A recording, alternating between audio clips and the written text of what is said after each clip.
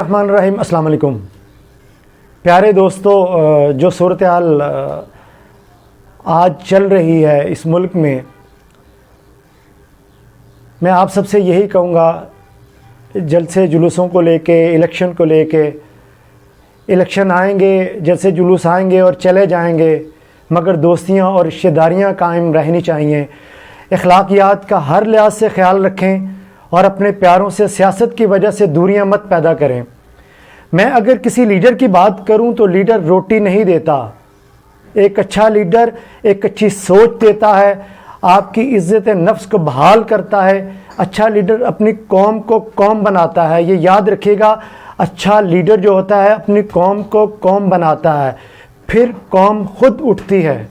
खुदारा अपने इस मुल्क के बारे में सोचिए, अपने बारे में सोचिए, अपने बच्चों के बारे में सोचिए। आप सबका बहुत शुक्रिया।